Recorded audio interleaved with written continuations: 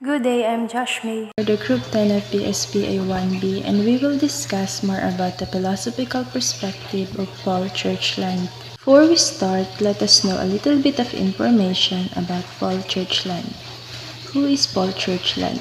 Paul Montgomery Churchland was born on October 21, 1942 in Vancouver, Canada. He and his wife Patricia Churchland believed that the mind-body problem will be solved not by philosophers but by neuroscience. He is a Canadian philosopher focusing on the philosophy of mind. Churchland is a major proponent of eliminative materialism. Eliminative materialism is our main focus on this discussion.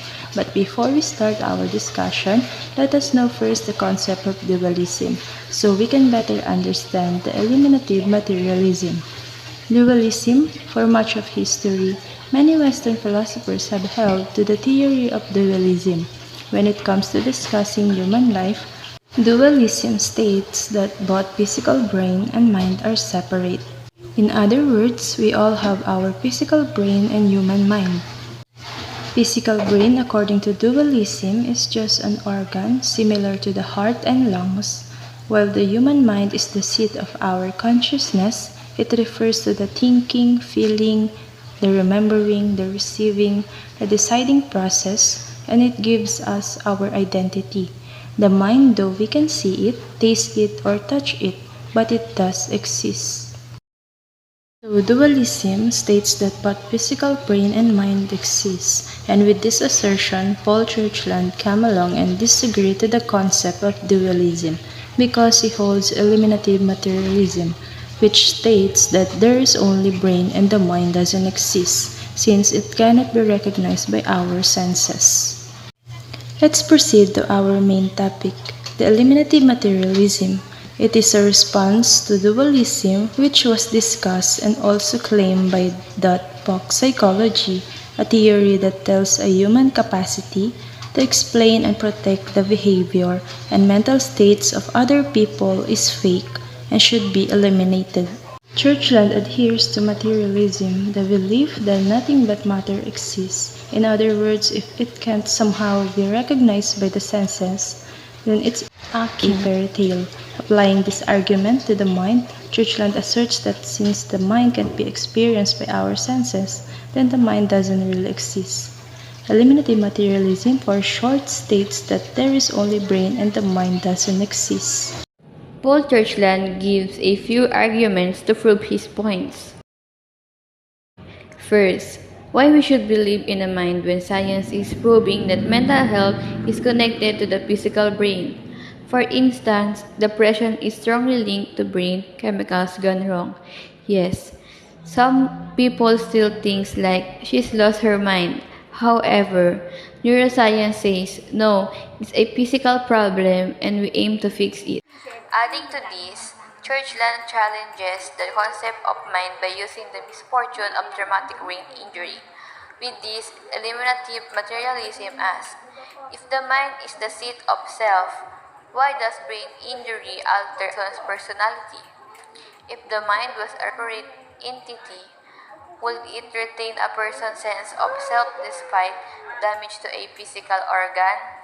Since brain damage alters a person's personality, Churchland asserts that the concept of self originates in the physical brain, not an invented mind. Good day everyone, I am Micaela Villaruel, and let me introduce you Patricia Churchland, the wife of Paul Churchland.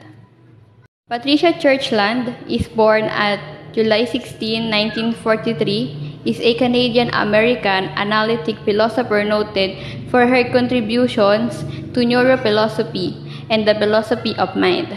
She is UC President's Professor of Philosophy Emerita at the University of California, San Diego.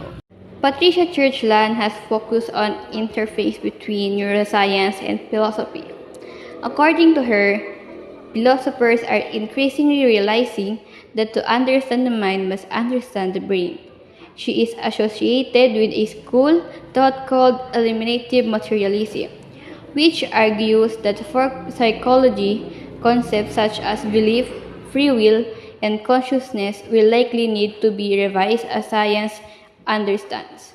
more about the nature of brain function.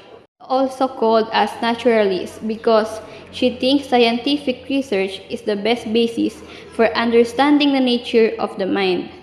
Her recent work focuses also on neuroethics and attempts to understand choice, responsibility, and the basis of moral norms in terms of brain function, brain evolution, and brain culture interactions.